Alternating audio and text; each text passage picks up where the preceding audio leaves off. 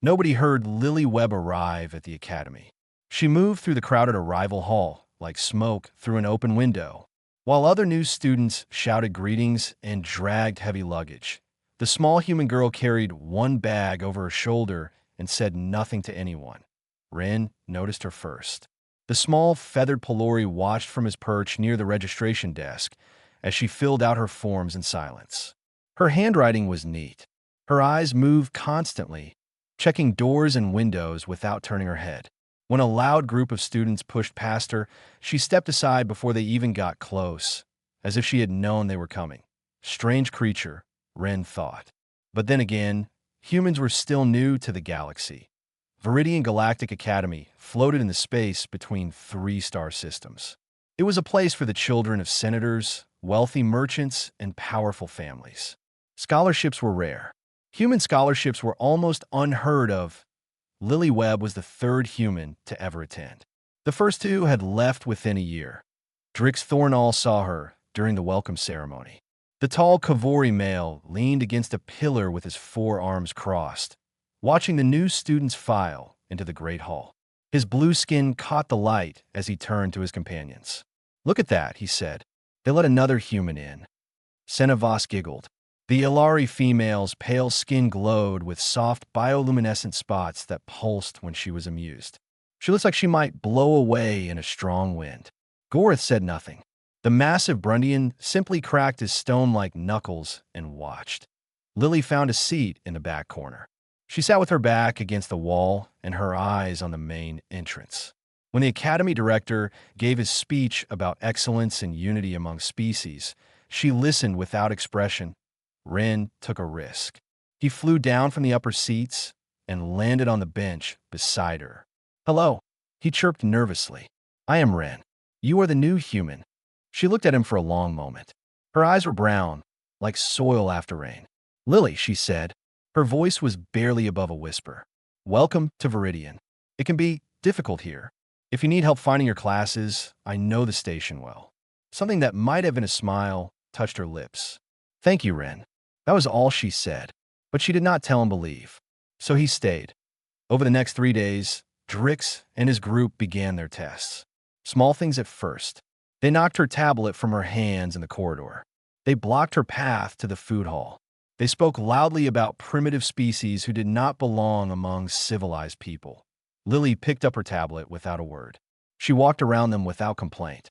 She ate her meals in silence and never once reported anything to the instructors. This made Drix angry. He wanted fear. He wanted tears. He wanted the satisfaction of breaking something weaker than himself. Instead, he got nothing. "She thinks she is better than us," he growled after she walked past him without even looking up. "She thinks if she ignores us, we will stop." "Maybe we should stop," Gorith rumbled. "She has done nothing to us." Drix turned on him with fury in his eyes. "She exists. That is enough. Humans think they can walk into our galaxy and pretend they belong. Someone needs to teach them the truth." Senna nodded eagerly. "What do you want to do?" Drix smiled. It was not a pleasant smile. "The power drill is scheduled for tomorrow night. The whole station goes dark for 30 minutes while they test the backup systems. The old maintenance sector will be completely black. No cameras. No witnesses." "We trap her there," Senna finished, her spots glowing brighter with excitement. "We leave her in the dark for a few hours. Let her cry and beg. Then we let her out and she learns her place." Gorith shifted uncomfortably. "The maintenance sector is dangerous. Old equipment. Unstable sections. She will be fine," Drix said. "Humans are soft, but they're not that fragile. A few hours in the dark will not kill her. It will just remind her what she is." Across the academy, Instructor Yilamura watched the security feeds with her compound eyes. The elderly Andalite had taught at Viridian for 40 years. She had seen many students come and go. She had seen bullies and victims, predators and prey. She had also visited Earth once, long ago. She had walked through a forest where creatures with teeth waited behind every tree. She had felt the weight of gravity that crushed lesser species. She had watched humans smile at dangers that would make a Kavori senator weep. She saw Drix and his friends planning something. She saw Lily Webb eating alone, her eyes always watching, always measuring. Mora said nothing. She did nothing. Some lessons she knew could only be learned the hard way, and some predators did not look like predators at all. The message arrived on Lily's tablet during her evening study period. It was from a name she did not recognize, inviting her to a study group in Section 14. Advanced engineering students only. Her scholarship required top marks, so she went. Ren saw her leave the library. Something felt wrong. He checked the academy directory. There was no study group scheduled in Section 14. Section 14 was the old maintenance sector, closed for renovation, that he tried to call her. No answered. He flew toward the section as fast as his wings could carry him. Lily walked through corridors that grew darker and older with each turn. The walls changed from polished white to exposed metal. The floor changed from smooth tile to metal grating. She noticed there were no other students. She noticed the cameras were offline. She noticed the dust on the floor showed only one set of footprints ahead of her. She kept walking anyway. The maintenance sector opened before her like a wound in the station. Pipes ran along the ceiling. Old machines sat silent in the shadows. The air smelled of rust, and oil point 3 figures stepped out of the darkness. "Hello, human," Drix said. His 4 arms were spread wide, blocking the corridor. Behind him, Senna giggled and Gorith cracked his knuckles. Lily stopped. She looked at each of them in turn. Her face showed nothing. "There is no study group," she said quietly. "Very smart. For a primitive." Drix stepped closer. "We want to talk. Just the 4 of us. Without instructors. Without rules." "About what?" "About knowing your place." He shoved her shoulder. She stumbled back, but did not fall. "You walk around here like you belong. Like your species has earned anything. You're nothing. Your planet is nothing. And tonight, you're going to learn that." Senna moved to the control panel by the door. "The power drill starts in 5 minutes. When it does, we're going to lock you in here. In the dark. Alone. You can scream all you want," Drix added. "No one will hear you. When we come back in a few hours, maybe you will have learned some respect." Lily looked at the door behind them. She looked at the corridor stretching into darkness. She looked at the 3 aliens who thought they were predators. "I see," she said. That was all. No begging. No tears. No anger. Drix felt his frustration boiling over. He grabbed her by the collar and lifted her off the ground. She was so light, so small. Her feet dangled in the air, and still her expression did not change. "Are you stupid?" he shouted. "Do you not understand what is happening?" "I understand," Lily said calmly. "You are making a mistake." He threw her to the ground and stepped back through the door. Senna hit the lock. The heavy metal door slammed shut with a sound like thunder. Then the lights went out. The power drill had begun. The entire station plunged into darkness as backup systems were tested. In the maintenance sector, even the emergency lights failed. There was nothing but black. Drix laughed. They had done it. The human was trapped. By tomorrow, she would be broken. Then an alarm screamed through the corridor. Red emergency lights flickered on, painting everything in blood colors. A mechanical voice announced that Section 14 had experienced a cascade failure. Blast doors were sealing. All personnel should remain in place until rescue teams arrived. Senna looked at the door they had just locked. It was now welded shut by an emergency seal. "What? What is happening?" she whispered. Drix ran to the next corridor.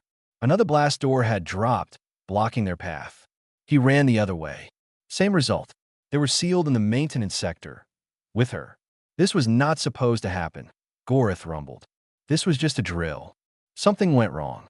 Drix's voice was tight. A real malfunction. But it's fine. Rescue will come. The lights flickered, then died. Total darkness fell over them. Senna's bioluminescent spots provided the only light, pale blue dots in an ocean of black. "I cannot see," she whimpered. "I cannot see anything." A sound echoed through the corridor. Footsteps. Soft. Slow. Coming from the direction they had thrown the human. Then they stopped. Silence. Gorith spun around, his stone fists raised. "Where is she? Where did she go?" More silence. Then a voice. Calm. Clear. Coming from everywhere and nowhere. "You should not have come here." The 3 bullies pressed together, their backs against the cold wall. Senna's light flickered with her racing heartbeat.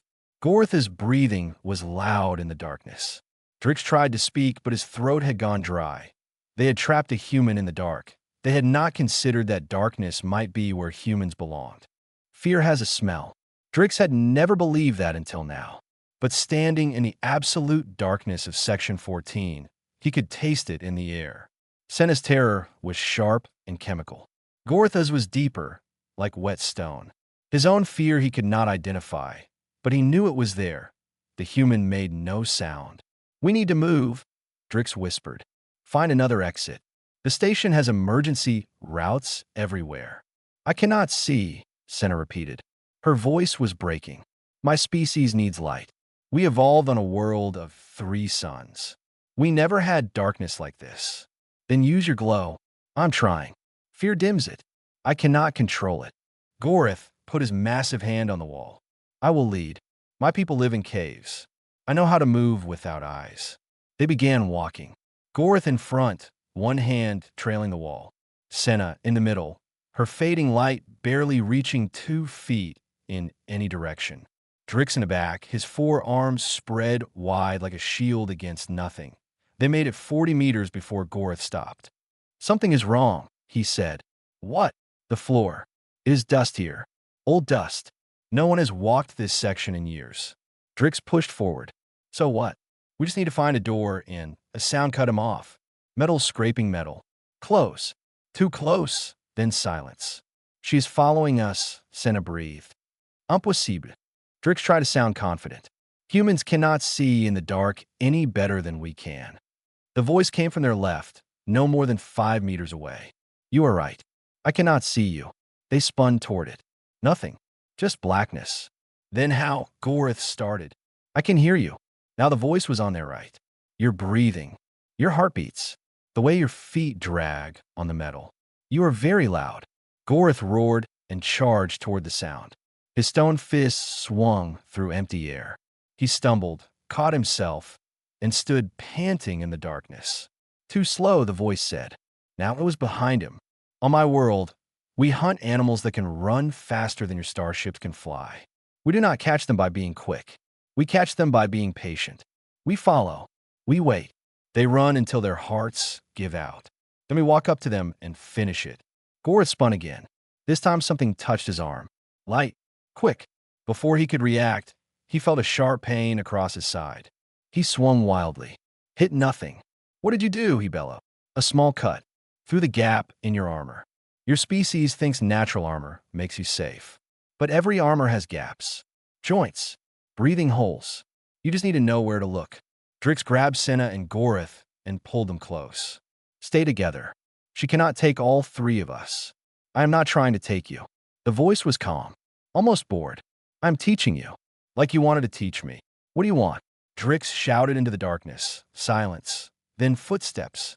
Coming closer. Slow and steady. Each one precise on the metal floor. A shape appeared at the edge of Senna's dying light. Lily Webb. Her academy uniform was torn at the shoulder, but she stood straight. Her brown eyes reflected the pale blue glow and turned it into something cold. "I grew up on a world where winter lasts 6 months, she said quietly. "Where the nights are so long that children forget what the sun looks like. Where predators with teeth longer than your fingers wait in the snow for anything foolish enough to wander outside." She took another step closer. They took one step back. "My people learned to survive in the dark. We learned to be patient. We learned to read the world without eyes. Sound. Smell. The movement of air when something gets too close." Senna's light flickered out completely. The darkness swallowed them.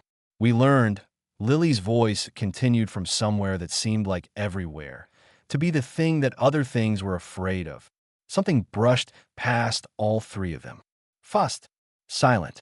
Like wind through grass.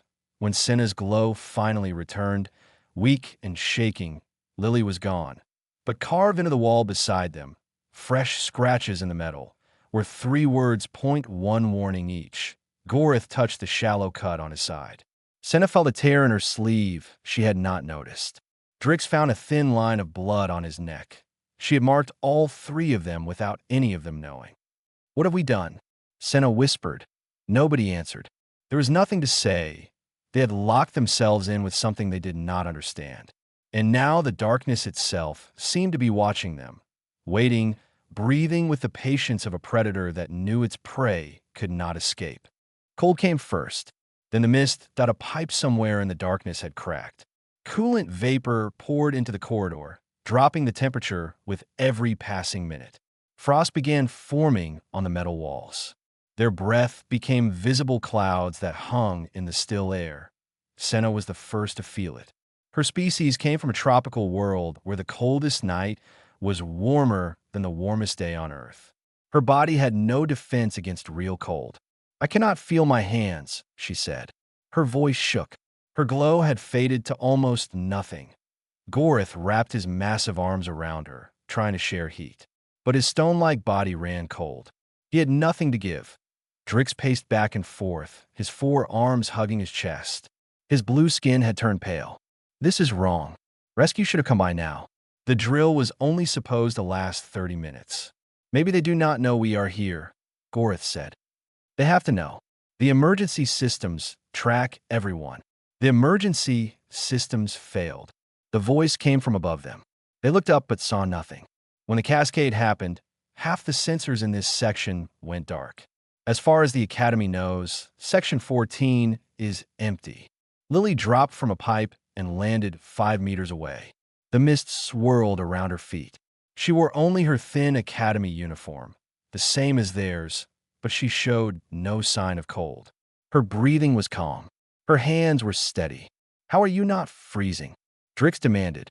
"I am cold," Lily said simply, "but my body knows what to do with cold. It pulls blood away from my skin and keeps it near my heart. It burns fat for heat. It could do this for hours, days if needed." Senna's teeth were chattering too hard for her to speak. She had slumped against Gorith, barely conscious. Lily looked at her for a long moment. Something changed in her eyes. The cold predator faded. Something softer took its place. "She will die if she stays here," Lily said. "Her species cannot survive this temperature for more than another hour. Then help us get out." Drix shouted. "I can." Lily stepped closer. "But you will do exactly what I say. You will follow my path. You will not argue. You will not question. You will trust me completely." Drix's pride screamed at him to refuse. This human girl, this scholarship student, this prey they had tried to break was now offering to save them. The shame burned worse than the cold, but Senna was dying, and pride would not keep her alive. "Fine," he said through clenched teeth. "We follow you." Lily nodded. She walked to Gorith and looked at Senna in his arms. "Give her to me. She weighs twice what you do," Gorith protested. "I know." Lily took Senna from him as easily as lifting a child. She shifted the unconscious girl onto her back, adjusted her grip, and started walking. "How Gorith started. Humans evolved to carry things," Lily said without slowing. "We walk upright. Our spines are built for burdens. On my world, we carried our wounded across deserts. We carried our children up mountains. We carried weight that should have crushed us because stopping meant dying." She moved through the dark corridors without hesitation. The others struggled to keep up. Every few steps, she would pause and listen. Sometimes she changed direction. Sometimes she made them stop and press them against the wall while something groaned or shifted in the darkness ahead. "How do you know where you are going?" Drix asked. "I memorized the station layout my first day. All emergency routes, all maintenance access points, all potential shelters." She did not look back. "Where I come from, knowing your environment is the difference between life and death." They walked for what felt like hours. The cold grew worse. Ice formed on Drix's arms. Gorith's joints began to lock. Only Lily kept moving, carrying Senna without complaint, her bare arms covered in frost, but her steps never faltering. Finally, they reached a door. Lily set Senna down gently and examined the control panel. "Dead. Manual override," she muttered. She pulled the panel cover off and looked inside. Sparking wires. Exposed circuits. One wrong touch and the shock could kill. Without hesitation, she reached in. Drix watched her face. She did not flinch as electricity arced across her fingers. She did not cry out as the smell of burning skin filled the air. She simply worked, fast and precise, until something clicked. The door slid open. Warm air rushed over them. Lily pulled her hand back. The skin was red and raw, blistered in places. She wrapped it in a torn piece of her uniform and picked Senna up again. Why? Drix heard himself asking. After what we did. After how he treated you. Why are you helping us? Lily looked at him. In the dim light from the open door, her face was impossible to read. Because that is what humans do, she said quietly. We protect people, even people who hurt us, even when it costs us. She turned and walked through the door. Especially when it costs us. Drix followed. He had no words left. He was beginning to understand that he had never really known what strength meant until now. The warm corridor was a lie. 40 meters in, the temperature dropped again. Another sealed blast door blocked their path. Another dead zone with failing life support. Lily set Senna down against the wall. The Ilari was breathing, but her glow was nearly gone. Her skin had turned from pale white to dangerous gray. We are still trapped, Drix said. The words tasted like defeat. Yes. Lily examined the new door. This one was worse than the last. The metal had warped from heat on the other side. A fire had burned through here before the emergency system sealed it. Can you open it? No. It is fused to the frame. We would need cutting tools. Gorith slammed his fist against the metal. It did not even dent. Then we are dead. We will freeze here, and no one will find us for days. Lily said nothing. She was looking at something above the door. An old ventilation shaft, barely visible in the dim emergency lighting. The cover had rusted, but the shaft itself looked intact.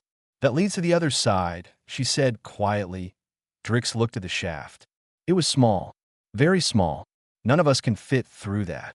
You cannot. Lily pulled herself up onto a pipe and reached for the vent cover. I can. The cover came off with a screech of old metal. The shaft beyond was dark and tight. A human might fit barely. Anything larger would get stuck. You cannot be serious, Gorith rumbled. You'll crawl through that? Alone? In the dark? Yes. What if you get stuck? What if it collapses? What if there's fire on the other side? Lily looked down at them. Her burned hand was still wrapped in torn cloth. Her uniform was covered in frost and grime. She had carried Senna for almost an hour through freezing corridors. She should have been exhausted. She should have been broken. Her eyes showed neither. Then I die, she said simply. And you wait for rescue that may or may not come. Drix stepped forward. Something in him had cracked. The pride that had driven him to bully others, the certainty that his wealth and status made him superior, all of it felt hollow now. Why are you doing this? He asked again. The question had haunted him since she first agreed to help. You could leave us. You could tell rescue that we died in the accident. No one would blame you. We try to hurt you. Lily paused at the edge of the shaft. For the first time, something like emotion crossed her face. Not anger, not satisfaction, something sadder. On my world, we have a saying, no one gets left behind. She pulled herself into the shaft. Her voice echoed back to them. My grandfather used to say it. He fought in a war before I was born. He carried 3 of his friends through a jungle for 6 days after they were hurt. 2 of them had tried to fight him before the war. He saved them anyway. Her shape disappeared into the darkness. Only her voice remained. He said that humans do not get to choose who deserves saving. We save everyone, or we become something less than human. Then silence. The shaft swallowed her completely. Drix stood there, staring at the dark opening, his 4 arms hanging useless at his sides. Gorith sat down heavily beside Senna, checking her breathing. The 3 of them waited. Minutes passed. Each one felt like an hour. She's going to die in there, Gorith said quietly. For us. For people who were cruel to her. Drix did not answer. He was thinking about his father, the senator, who had taught him that power meant taking what you wanted. He was thinking about his mother, who had taught him that other species were lesser beings meant to serve. He was thinking about a small human girl crawling through darkness with burned hands and frozen skin to save people who had locked her in hell. Everything he had believed felt like dust that a sound echoed through the shaft. Scraping. Movement. It grew louder, then stopped. 20 minutes had passed. Long enough to crawl through. Long enough to die. Drix pressed his ear against the cold door. Nothing. Then from the other side, he heard voices. Many voices. And among them, one that was quiet and calm. They are here. 3 of them. One needs medical attention immediately. The sound of cutting tools filled the corridor. Sparks flew from the door's edge. Within minutes, a square of light appeared as rescue workers sliced through the fused metal. The door fell inward with a crash. Standing in the opening, surrounded by rescue workers and medics, was Lily Webb. She was covered in rust and blood where the shaft had scraped her arms. Her burned hand had reopened. Her uniform was barely holding together, but she was alive, and she had brought help. The medics rushed to Senna. Goreth stood and moved aside, his stone face wet with something that might have been tears. Drix walked slowly toward Lily. He stopped in front of her and tried to speak. No words came. Lily looked at him with those calm brown eyes. "You should get checked by medical," she said. "Hypothermia can have delayed effects." Then she turned and walked away, leaving him standing in the ruins of everything he thought he knew. 3 days later, Drix Thornall stood before the entire academy. The great hall was full.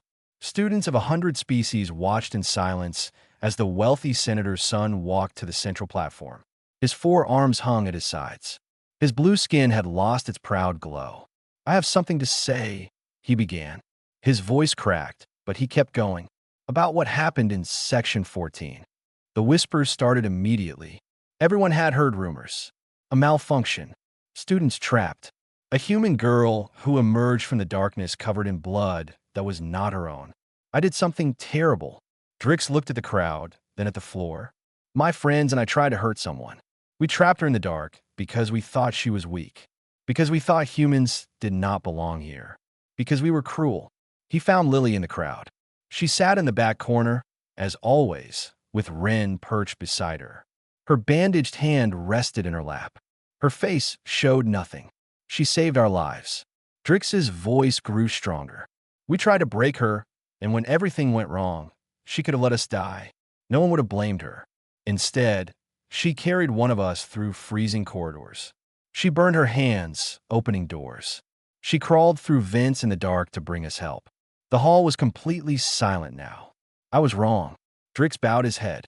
"About humans. About strength. About everything. And I'm sorry. To Lily Webb. To everyone I have ever treated as lesser. I was the weak one. I just did not know it." He stepped down from the platform and walked out of the hall without looking back.